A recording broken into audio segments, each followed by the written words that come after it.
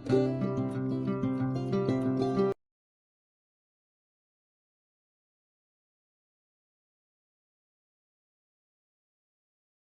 வருஷத்துடைய வாக்குத்தத்தம் என்னது?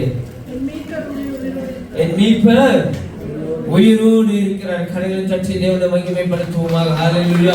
இந்த கால வேளையில என்ன சூழ்நிலைகள் நம்ம மறித்து போயிருந்தாலும், எப்படிப்பட்ட காரியங்கள் மறித்து போயிருந்தாலும், ஆண்டு இந்த கால வேளையில உங்களை பார்த்து சொல்றாரு, இந்த 2026 தீர்க்க தரிசனமா நான் சொல்லுகிறேன், உன் மறித்த நிலைமை கர்த்தர் மறுபடியுமாக மீட்டெடுக்கிற வருஷமாக இருக்கிறது. ஹல்லேலூயா.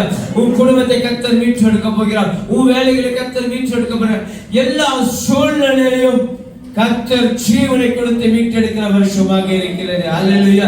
அந்த ஆண்டு சொல்றாரு வசனம், நான் உயிரோடு இருக்கிறேன் என்று சொல்லி கர்த்தர் சொல்ற அந்த வசனத்தை நம்ம வாசிப்போம். அந்த வாக்கு இதனோட பிரசங்கம் கிடையாது. ஹல்லேலூயா. பட் இருந்தாலும் இந்த வாக்குத்தத்தத்தை நம்ம வசனத்தை நம்ம வாசிப்போம். எத்தனை பேருக்கு தெரியும் இந்த வருஷத்துடைய வாக்குத்தத்த வசனம் எது? வாசிக்கலாம். வேதம் சொல்லுகிறது, என் மீட்பர் உயிரோடு இருக்கிறார் என்றும் கடைசி நாளில் பூமியின் மேல் நிற்பார் என்றும் நான் அறிந்திருக்கிறேன். ஹல்லேலூயா. ஆண்டவர் சொல்றார், நான் உயிரோடு தான் இருக்கேன், நான் மரித்து போல, நான் உயிரோடு தான் இருக்கிறேன் என்று சொல்லி கர்த்தர் அந்த கால வேளையில் நம்மளுக்கு ஞாபகத்தை உண்டாக்குகிறார். ஆமென். ஆண்டவர் சொல்றது, என் மீட்பர் உயிரோடு இருக்கிறார். அப்ப இந்த வாக்குத்தத்தம் மீட்டெடுக்கிற வருஷம் என்று சொல்லி நம்ம பார்க்கிறோம். இந்த ஆண்டவர் நம்ம வாழ்க்கையில இருந்து மீட்டெடுக்கணும்னா 3 காரியத்தை நம்ம have to follow. என்னது? have to follow. 3 ரூல்ஸ் இருக்கு. ஹல்லேலூயா. இன்னைக்கு நம்ம ஏதாவது ஒரு வேலைக்கு போனா நம்மளுக்கு ரூல்ஸ் இருக்கா இல்லையா? இருக்கா இல்லையா? இப்போ ஒரு ஹோம் ஸ்டே போறோம், ஒரு ஹோம் ஸ்டே எடுக்கிறோம்னு வச்சுக்கீங்களேன். இப்போ நம்ம எல்லாம் ஒரு சித்தியவாண்டுக்கு ஒரு ட்ரிப்புக்கு போறோம். ஹல்லேலூயா. ரொம்ப கண்டிப்பா நம்ம சித்தியவாண்டு போக போறோம். ஓகேவா? ஒரு ஹோம் ஸ்டே போறோம். அந்த ஹோம் ஸ்டேல போனீங்கன்னா கதவுல ஒன்று ஒட்டி வச்சிருப்பாங்க. என்னது? Rules and regulation.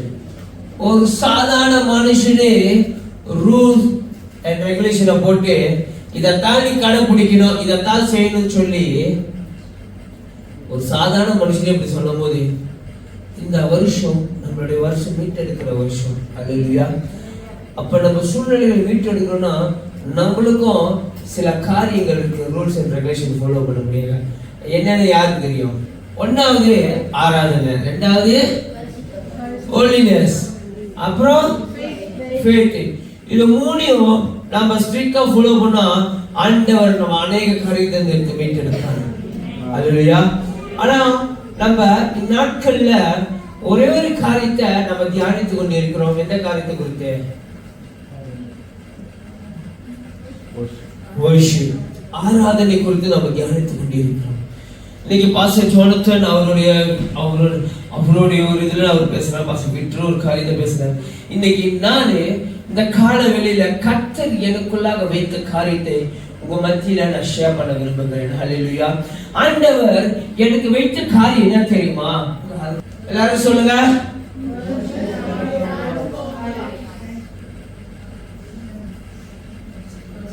ஒண்ணு, 2, 3 கரெக்டா சொல்லுங்க. அப்படின்னா என்னது? நீங்க கேட்கலாம், நீங்க தானே தலைப்பு வச்சீங்க, அப்ப நீங்க தானே சொல்றீங்க, எங்களை கேட்கறீங்க அப்படின்னு கேட்கலாம். அம்மாவா இல்லையா? ஆராதனை என்னது? நம்ம வாழ்க்கையை மாற்றும். ஹல்லேலூயா. எத்தனை பேர் நம்புறீங்க இந்த ஆராதனை என்ற காரியம், இந்த வர்ஷிப் என்ற காரியம் நம் வாழ்க்கை மாற்றும் என்று சொல்லி எத்தனை பேர் விசுவாசிக்கிறீங்க? ஹல்லேலூயா. நம்புறீங்களா இல்லையா? 3 காரியம் நம்ம வாழ்க்கையை மாற்றும். 1 என்னது? ஜெபம், 2 வேத வாசிப்பு, 3 ஆராதனை. அதான் இன்னைக்கு தலைப்பு என்ன தெரியுமா? worship transformations life. அப்படின்னா ஆராதனை என்பது நம் வாழ்க்கையை மாற்றி சரியாக நடத்த வேண்டிய ஒரு காரியமாக இருக்கிறது. அல்லேலூயா. அதுல நான் ஒரு 15 பாயிண்ட் நான் வச்சிருக்கிறேன். பசங்க நெஞ்சு விட்டு எழுந்திரிச்சு. நானே 3 பாயிண்ட் 4 பாயிண்ட், இந்த மனுஷன் 15 பாயிண்ட் வச்சிருக்காரு. ஆளு 15 பாயிண்ட் இருக்கு. முடிஞ்ச அளவுக்கு ஒரு 2 ஹவர்ல நான் முடிச்சிடுறேன். இந்த ஆராதனை எப்படியாக ஒரு மனுஷனுடைய வாழ்க்கையை மாற்றும், எப்படியாக ஒரு மனுஷனுடைய வாழ்க்கையை ஒரு சரியான நிலைமைக்குள்ளாக கொண்டுட்டோம் சொல்லி நம்ம பார்க்க போகிறோம். அதுல முதல் பாயிண்ட் என்ன தெரியுமா? ஆராதனை என்பது தேவனுக்கு முழுமையாக ஒப்பு கொடுப்பது. என்னது? முழுமையா. முக்கா பாதி, அரை பாதி, அப்புறம் என்ன பாதி இருக்கு?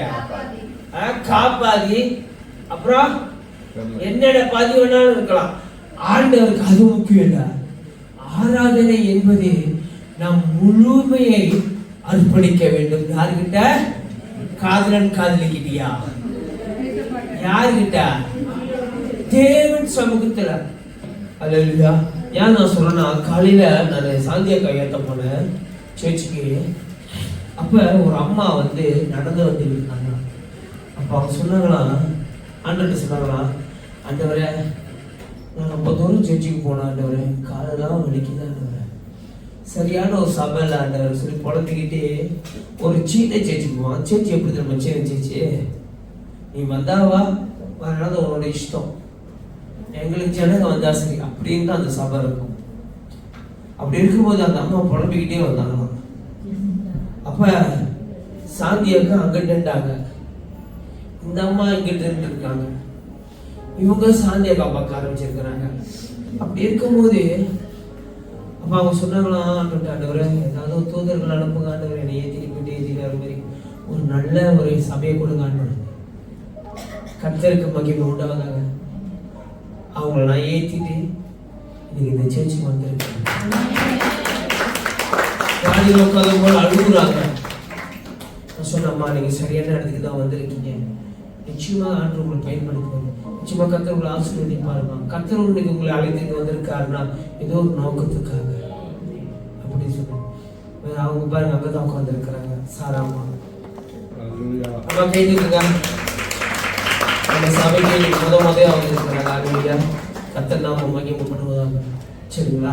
அப்ப இன்னைக்கு இந்த ஆராதனையில நம்மளை முழுமையா ஒப்பு கொடுக்கிறவங்க இருக்க வேண்டும். ஒரு வசனத்தை நான் வாசிக்க சொல்றேன். வசனம் இப்படியாக சொல்லுகிறதே, படிங்கள. அப்படி இருக்க சகோதரர்களே, நீங்கள் உங்கள் சரீரங்களை பரிசுத்தமும் தேவனுக்கு புரியும். அப்பனா வேதம் சொல்லுகிறது, நம்ம முழுமையா கொடுப்பது தேவனுக்கு ஒரு பிரியமாக இருக்கிறது. ஹல்லேலூயா. இன்னைக்கு நம்மளுடைய இருதயத்தை கொண்டு போயிட்டு வேற எங்கேயோ பிரியமா கொடுத்துக்கிட்டு இருக்கிறோம். கண்ணே மணியே முத்தன்னு சொல்லிட்டு நம்ம வேற எங்கேயோ போயிட்டு நம்மளை அர்ப்பணித்துக் கொண்டிருக்கோம். இல்ல இல்ல, ஆண்டவர் சொல்றாரு, உன் வாழ்க்கையில ஒரு விடுதலை வேணும் என்று சொன்னா, உன் வாழ்க்கையில ஒரு மாற்றம் வேண்டும் என்று சொன்னா, உன் வாழ்க்கையில ஒரு ஆசீர்வாதம் வேண்டும் என்று சொன்னா, உன் வாழ்க்கையில சந்தோஷம் சமாதானம் வேண்டும் என்று சொன்னா, உன்னை நீ எனக்கு முழுமையா ஒப்புக்கொடு. ஆனா இன்னைக்கு நம்ம என்ன தெரியுமா செய்யறோம்? நம்மளை கொண்டு போயிட்டு வேற எங்கேயோ ஒப்பு கொடுத்து கொண்டிருக்கிறோம். உலக வாழ்க்கையில ஒப்பு கொடுத்து கொண்டு இருக்கிறோம். ஹல்லேலூயா. இன்னைக்கு கிறிஸ்துவா இருக்கிற நம்ம எங்க திரும்ப போய் ஒப்பு கொடுத்து கொண்டிருக்கோம்? எங்க திரும்ப நம்ம போய் நம்மளுடைய இருதயத்தை கொடுத்துக்கிட்டு இருக்கோம்? இன்னைக்கு சில நேரத்துல உலக வாழ்க்கையில கொண்டு கொடுத்துக்கிட்டு இருக்கோம்.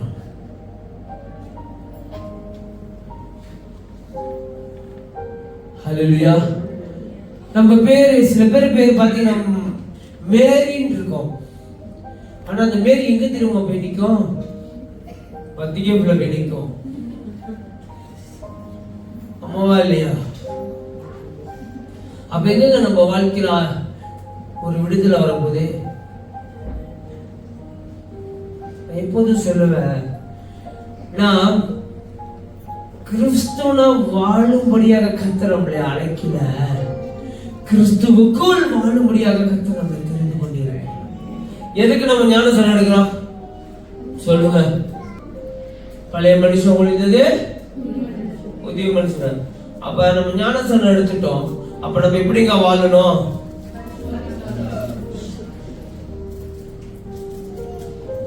ஒரு முழுமையான வாழ்க்கை நம்ம வாழ வேண்டும். இல்லையா? ஆனா இன்னைக்கு நம்முடைய தேவன் சமூகத்துல ஒப்பு முழு அனுசரணை படிக்கலாம் அவசரத்தை. அப்படி இருக்க சகோதரரே, நீங்கள் உங்கள் சரீரங்களை பரிசுத்தமும் தேவனுக்கு பிரியமுமான ஜீவ பலியாக ஒப்புக்கொடுக்க வேண்டும் என்று. எப்படி? ஜீவ பலி. அப்ப இந்த ஜீவனை கொடுத்தது யாரு? ஆண்டவர் தானே கொடுத்தாரு. அப்ப ஆண்டவர் கொடுத்த இந்த ஜீவனை நாம் யாருக்காக முழுமையா நம்ம ஒப்பு கொடுக்க வேண்டும்? தேவனுக்காக. அப்பனா நான் என்ன சொல்றேன்னா, நாம் முழுமையாக தேவன் சமூகத்துல அர்ப்பணிக்க வேண்டும். பாருங்க, இந்த ஆராதனை என்பது வெறும் பாடல் மாற்றம் இல்லங்க. ஆராதனை என்பது என்னது? பாடல் மாற்றம் அல்ல. அப்புறம் அது என்ன தெரியுமா? Worship must bring transformation in our life. அப்பனா our inner life, அப்பனா உள்ளான மனுஷனுக்குள்ளாக, உள்ளான வாழ்க்கைக்குள்ளாக ஒரு டிரான்ஸ்ஃபர்மேஷனை கர்த்தர் கொண்டுட்டு வரணும். அது யார் கையில தெரியுமா இருக்கு? நம்ம கையில இருக்கு. அதுதான் அந்த வேதம் சொல்லுகிறது, கிளியரா சொல்லுது. எப்படி கொடுக்கணுமா ஆண்டவருக்கு? இல்ல கணக்கு கொண்டு படிங்க.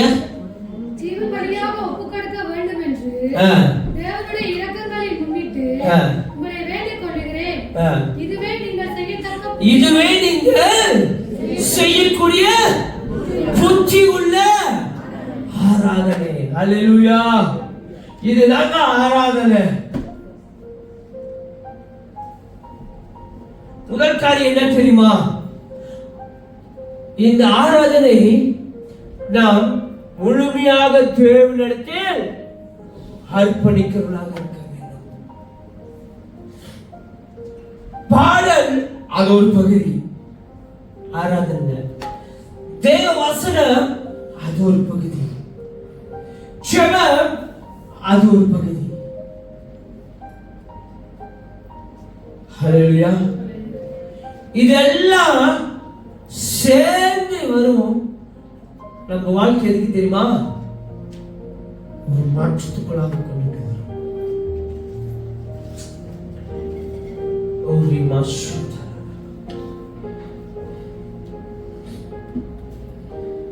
நீங்க நம்ம சொல்லுவோம், என் வாழ்க்கை மாறமானது, என் வாழ்க்கையில் உள்ள கஷ்டம், என் வாழ்க்கையில் உள்ள கண்ணீர், நான் இவ்வளவு வேதனை படுறேன், ஆனா ஆண்டவர் என்னை கண்டிக்க மாட்டாரு,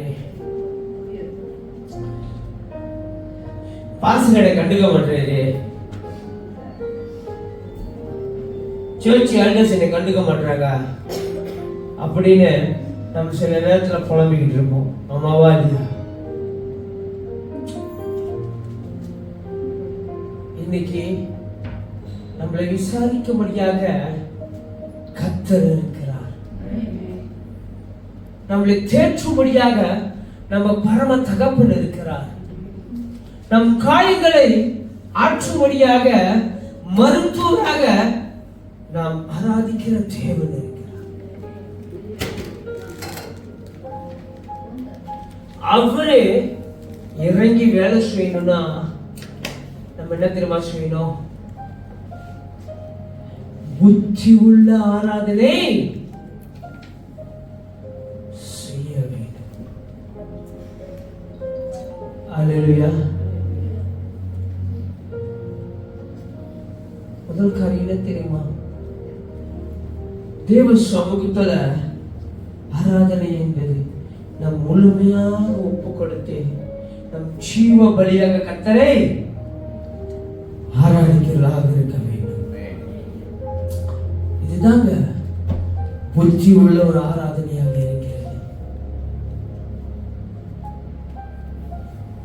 இன்னைக்கு சபையில வந்து ஆராதின்னு சொன்னா ரொம்ப கஷ்டமா இருக்கும் சில பேருக்கு. என் வாழ்க்கையில ஒரு மாற்றம் வேணும்னா, உன் வாழ்க்கையில சந்தோஷம், உன் வாழ்க்கையில துக்கம் இல்லாம, உன் வாழ்க்கையில ஒரு நிம்மதி வேணும்னா முழுமையாக நம்ம ஒப்பு கொடுத்து ஆராதிக்கிறாங்க. இதுதாங்க ஒரு புத்தி உள்ள ஒரு ஆராதனையாக இருக்கு. முதல் காரியமாக அந்த ரோமர் வசனத்தை நம்ம வாசிக்கிறோம். இரண்டாவது காரியத்துக்கு நம்ம போவோம். சங்கீதம் 22:3.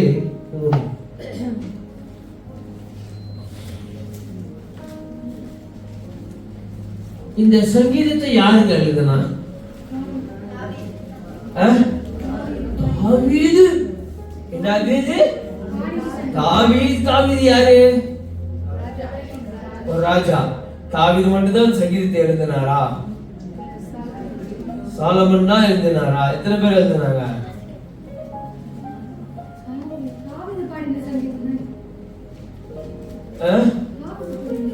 இது தாவீது பாட்டாரு. முழு எல்லா சங்கீதத்தையும் தாவீது தான் பாடினாரா? ஆமாவா இல்லையா? அப்ப தாவீது இந்த சங்கீதத்தை எழுதும்போது அந்த மனுஷனுடைய வாழ்க்கை ரொம்ப ஒரு போராட்டமாக இருந்தது.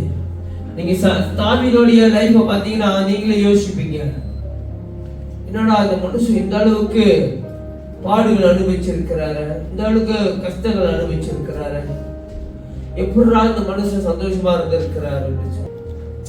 ரெண்டாவது காரியம் என்ன தெரியுமா? உங்க மத்தியில சொல்றேன், ஆராதனை என்பது தேவனுடைய சந்நிதியில நம்ம சேர்க்கப்படும். அந்த பரிசுத்த சந்நிதியில அந்த வசனத்தை மறுபடியும் படிங்களேன். ஒரு ஆள் படிச்சா போதும்.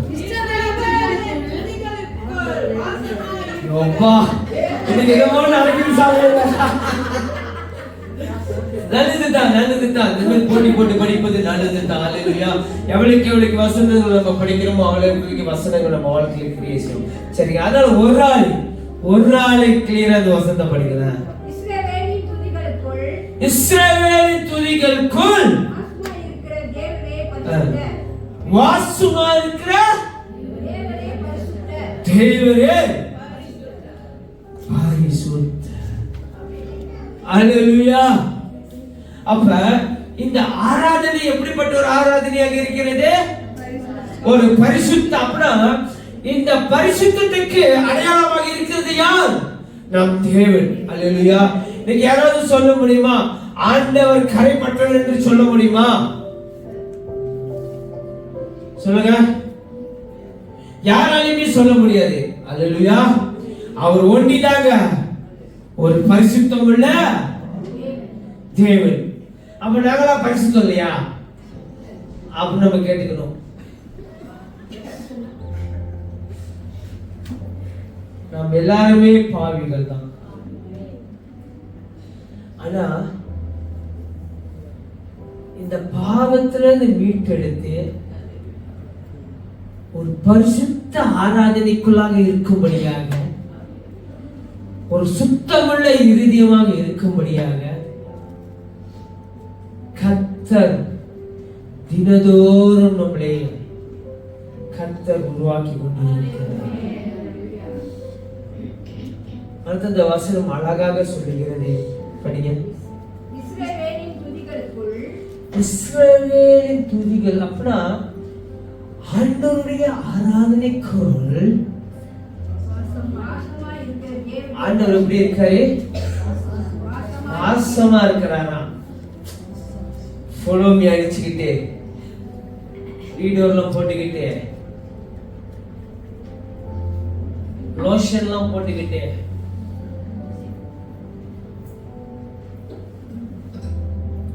ஆண்டவர் எப்படி இருக்காரா? வாசமா இருக்கிறாரா? அந்த வாசனை வேற, இந்த வாசனை வேறங்க.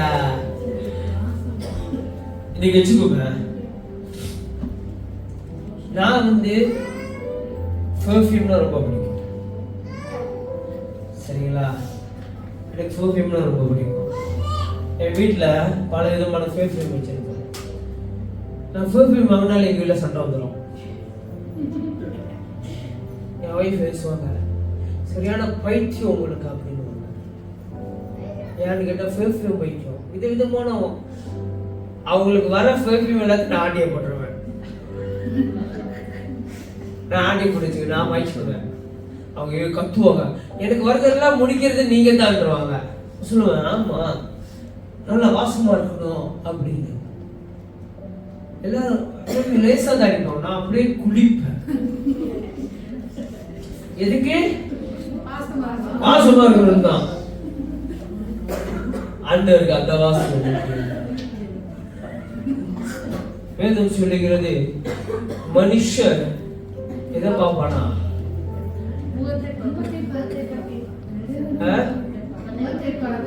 வெளி தோட்டத்தை பார்ப்பான். இவங்க அழகா இருக்கிறாங்க, இவங்க வாசமா இருக்கிறாங்க, இவங்க பார்க்கறதுக்கு ரொம்ப லட்சணமா இருக்கிறாங்க அப்படின்னு. ஆனா அவனுக்கு தெரியாது உள்ளுக்கு எந்த அளவுக்கு ஆப்பு இருக்குன்னு தெரியாது. நான் சொல்றாரு, மனுஷனோ வெளி தோட்டத்தை பார்ப்பான், நானோ உள்ளான இருதயத்தை பார்ப்பான். அப்படி இருக்கும்போது கர்த்தர் அவருடைய ஆராதனை எப்படி திரும்ப இருக்கிறாரா? வாசமா இருக்கிறன்னு சொல்றாரு. இந்த வாசம் வரும்போது எனக்கு ஞாபகம் வருது, ஆண்டவர் நம்மளை எப்படி திரும்ப அவரு நம்மளைய வர்ணிக்கிறாரு. எத்தனை பேருக்கு உன்னத பாட்டு படிக்க ரொம்ப பிடிக்கும்? ஆண்டவர் உன்னத பாட்டுல நம்மளைய கர்த்தர் வர்ணித்திருக்கிறார். அதனால நாங்களும் சந்தோஷப்படுவோம். கருப்பா இருந்தாலும் நெருப்பு நெருப்புடா அப்படின்னு. அல்லேலூயா. ஆண்டவருக்கு அழகு முக்கியம் இல்லை. ஆண்டவருக்கு நம்மளுடைய ஸ்டேட்டஸ் முக்கியம் கிடையாது. அவருக்கெல்லாம் முக்கியம் தான் தெரியுமா? அவருடைய பரிசுத்த ஆராதனையில, அவருடைய சந்ததியில நம்ம எல்லாரும் வந்து அமர முடியாது. அதுதான் ஆண்டு ரொம்ப முக்கியமா இருக்கு. அன்பான தேவ பிள்ளைகளே, இந்த வருஷத்தோட வாழ்க்கையில, நம்ம வாழ்க்கையில கர்த்தர் எல்லாத்தையும் நம்மளுக்கு மீட்டெடுக்கணும். ஆண்டவரை குடும்ப பிரச்சனை மீட்டெடுக்கணும். ஆண்டவரை கடன் பிரச்சனை என்னை மீட்டெடுக்கணும். ஆண்டவர் என்னோட வாழ்க்கை சூழ்நிலையிலிருந்து என்னை மீட்டெடுக்கணும் விருப்பப்படுறேன். உங்களை பார்த்து நான் சொல்றேன், நம்ம இன்னைக்கு எப்படி தெரியுமா இருக்கணுமா? முதல் காரியம் என்னது? அவரோட ஆராதனைக்கு நம்ம முழுமையா அர்ப்பணிக்கணும். ரெண்டாவது காரியம், ஆராதிக்கிறது நம்ம எப்படி இருக்கணுமா? பரிசுத்தமான வாழ்க்கையாக இருக்க வேண்டும். இதுவே நாம் செய்கின்றதானே புத்தியுள்ள ஆராதனை. அதுதான் அழகா சொல்லுது, worship performance. அப்படின்னா நம் வாழ்க்கையில ஒரு மாற்றம் வர ஆரம்பிக்கும்.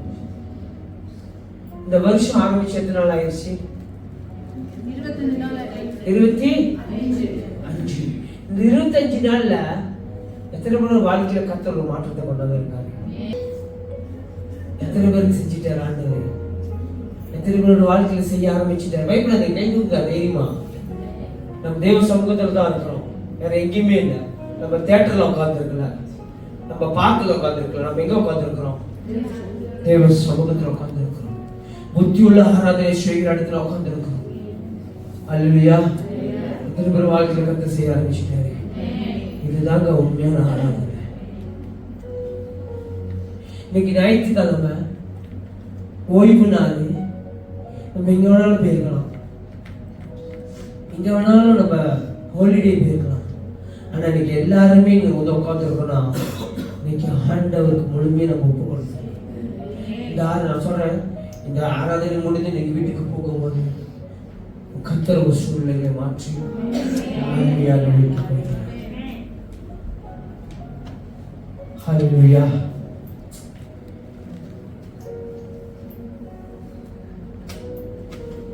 சொல்றாரு, முதல் காரியம், நம்ம வாழ்க்கையில ஒரு மாற்றங்களை வரணும்னா, டிரான்ஸ்ஃபர்மேஷன் வரணும்னா, முதல் நம்ம புத்தியுள்ள ஆராதனையாக நம்ம இருக்க வேண்டும். இரண்டாவது, அவருடைய சந்ததியில நம்ம அமர்க்குள்ளாக இருக்க வேண்டும். மூணாவது காரியம்,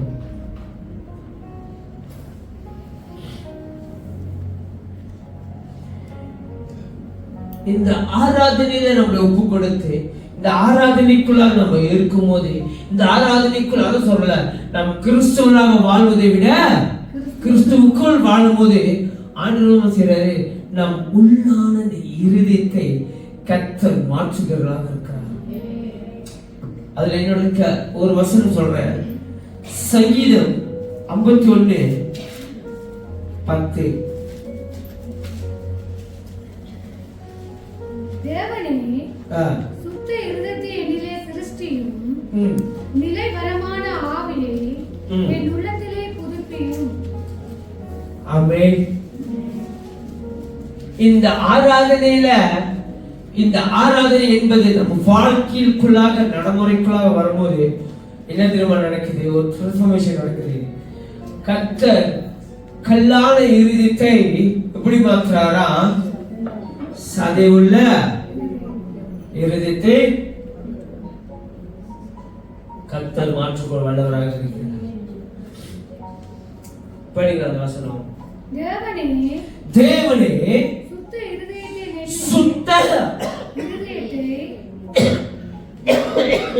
சுத்த இருதயத்தை என்னிலே சிருஷ்டியும், எனக்குள்ளாக சிருஷ்டியுடைய உருவாக்குறது. இந்த கல்லான இருதயத்தை சதைவுள்ள இருதயமாக செதுக்கிறது யாருங்க? அது தேவனுடைய ஸ்டைல். அல்லேலூயா. அதான் அந்த வசனம் சொல்லுது, படிக்கிறேன். தேவனே, சுத்தமுள்ள இருதயத்தை என்னிடம் சிருஷ்டியும். இந்த சுத்தமுள்ள இருதயம் நமக்குள்ள வரணும்னா we have to follow this one. ஒரு புத்தியுள்ள ஆராதனையை நம்ம கடைபிடிக்கும் போது கர்த்தர் நம் இருதயத்தை மாற்றுகிறதை நினைக்கிறார். அநேக நேரத்துல சில காரியங்கள் நம்முடைய இருதயம் கடினமா இருக்கும். இந்துக்கள் ரொம்ப சொல்லுவாங்க, தமிழங்க கிறிஸ்துவங்களாக தான் சொல்றாங்க. என்ன சொல்றாங்க? நான் செத்தாலும்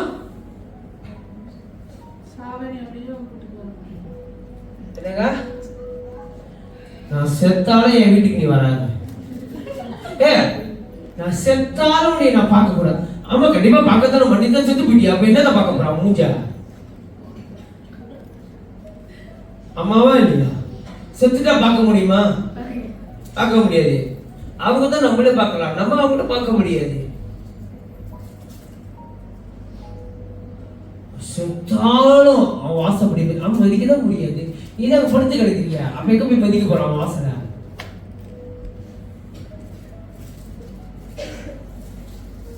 கல்லான இருதயம். இன்னைக்கு ஆண்டவருக்கு கல்லான இருதயம் தேவையில்லை. இன்னைக்கு ஆண்டவருக்கு இந்த கடினமான இருதயம் தேவை. ஆண்டவருக்கு என்ன தெரியுமா தேவை? ஒரு சுத்தமுள்ள இருதயம், ஒரு இரக்கமுள்ள இருதயம், ஒரு அன்புள்ள இருதயத்தை கர்த்தருக்கு தேவை. ஹல்லேலூயா. இன்னைக்கு ஆண்டவர் கடினமான இருதயம் இருந்திருந்தாரா இன்னைக்கு நீங்களும் ரட்சிக்கப்பட்டிருக்குமா?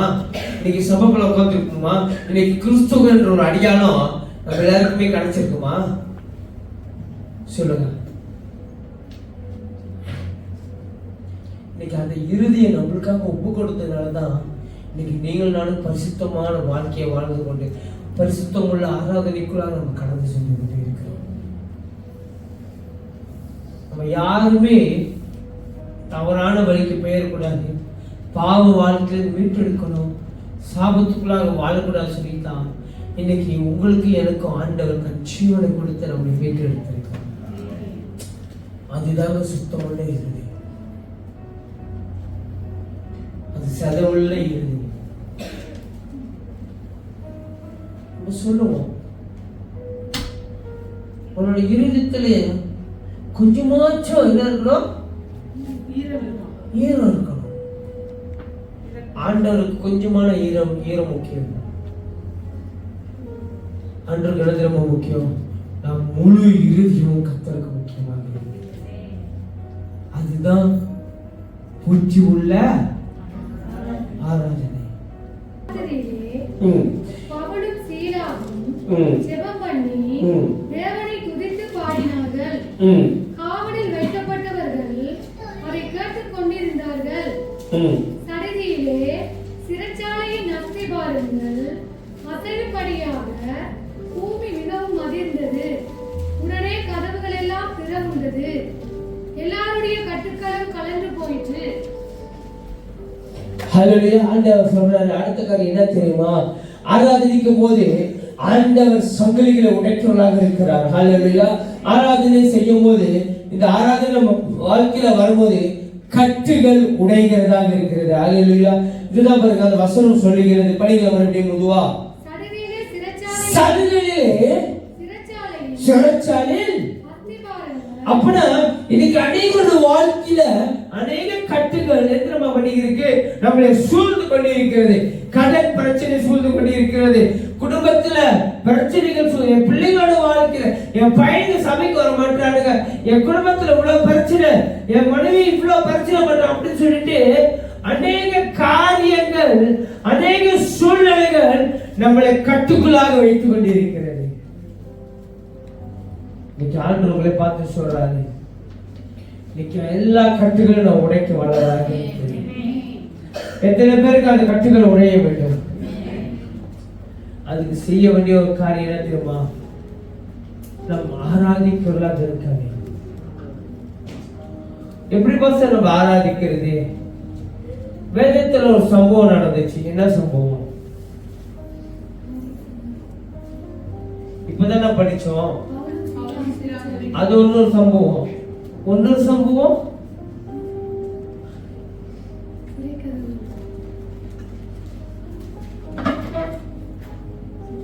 சொல்லுங்க. எத்தனை பேருக்கு எரிகிற கோட்டை தெரியும்?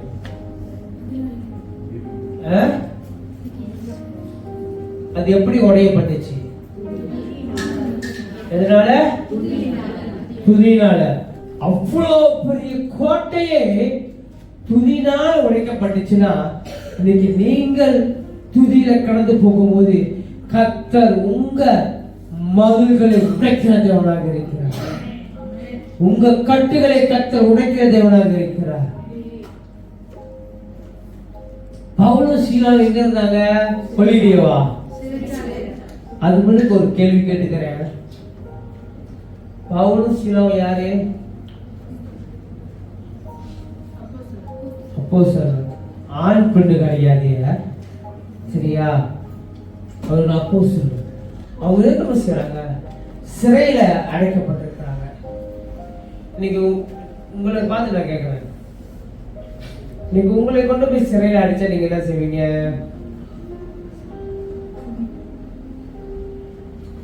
பசங்க ஜெயிலே பார்த்ததில்ல. பாஸ் ஜெயில எப்படி பாஸ் இருக்கும்? ஏர் கவுண்ட் இருக்கும், பஞ்சுபத்தில் இருக்கும், நேரத்துக்கு நேரம் உங்களுக்கு வந்து வெஸ்டர்ன் ஃபுட் கிடைக்கும்.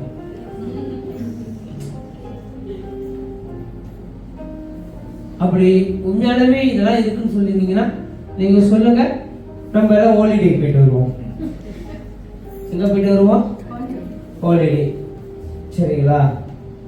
இல்லைங்க, அவங்க சிறையில் அடைக்கப்பட்டனால அவங்க எதத்துல செஞ்சாங்க? அவங்க புலம்புல, அழுவுல, வேதனைப்படலை, துக்கப்படலை. என்ன பண்ணாங்க? ஒரே வேலை தான் செஞ்சாங்க. என்னது? துதித்தாங்க. அந்த துதி அவர்களை மட்டும் விடைபிடிக்கல. யார? சிறைச்சாலையில எல்லா கதவுகளும் திறக்கப்பட்டுச்சான். இன்னைக்கு உங்க துதினால உங்க பிள்ளைங்க வாழ்க்கை கதவு திறக்கப்படும். உங்க துதினால உங்க குடும்ப சூழ்நிலைகளை மாறப்படும். நம்ம துதிக்க துதிக்க கட்டுகள், எல்லா கட்டுகளும் உடைக்கிற தேவனாக இருக்கிறார். நாம் துதிக்க துதிக்க தேவன் விடுதலை இன்னைக்கு எத்தனை பேரோட வாழ்க்கையில அப்படிப்பட்ட ஒரு அனுபவம் வேணும்? அல்லேலூயா. I'm going to wrap up. இன்னைக்கு நம்ம வாழ்க்கையில ஒரு மாற்றம் வேணும்னா, நம்ம வாழ்க்கையில ஒரு டிரான்ஸ்ஃபர்மேஷன் வேணும்னா, நம்ம செய்ய வேண்டிய சில காரியம் என்ன தெரியுமா? புத்தியுள்ள ஆராதனை செய்யணும் கற்க வேண்டும். ரெண்டாவது, அவங்களுடைய சந்ததியில we have to come and dedicate our life to worship God. மூணாவது என்ன செய்யணும்? ஆராதனைக்கு நம்ம வரும்போது நம் முழு இதயத்தை கொடுக்கலாக இருக்க வேண்டும். முழு மனதோட தேவனை தேடுவதாக இருக்க வேண்டும். நாலாவது காரியம் என்ன தெரியுமா? ஆராதிக்கும் போது கர்த்தர் விடுதலை செய்கிறவராக இருக்கிறார். அந்த வசனத்தை படிக்கலாம். அப்போஸ்தலர் படிச்சாங்க. சடதியிலே சிறைச்சாலை நஷ்டமானது. அசையும்படியாக பூமி மிகவும் அதிர்ந்தது. உடனே கதவுகள் எல்லாம் திறவுண்டது. எல்லாருடைய கட்டுக்களும் கலன்று போயிற்று. பவுல் சீலாவோட கட்டுகள் மட்டும் இல்ல, என்ன சொல்லுது? எல்லாரோடைய கட்டுகள். நீங்க உங்களை பார்த்து சொல்றேன், நீங்க ஆராதிக்கும் போது கர்த்தர் உங்க குடும்பத்துல இருக்கிற எல்லாருடைய கட்டுகளும், உங்க கட்டுகள் மட்டும் இல்ல, உங்க பெரியப்பா கட்டு, சித்தப்பா கட்டு, எல்லாருடைய கட்டுகளை கர்த்தர் உடைக்க வல்லவராக இருக்கிறார். ஆனா நம்ம என்ன திறமை செய்யணும்? தேவனை ஆராதிக்கலாம் இருக்கணும். எழுந்து நிற்போமா? இன்னைக்கு நீங்க தீர்மானம் செய்ய போறீங்க.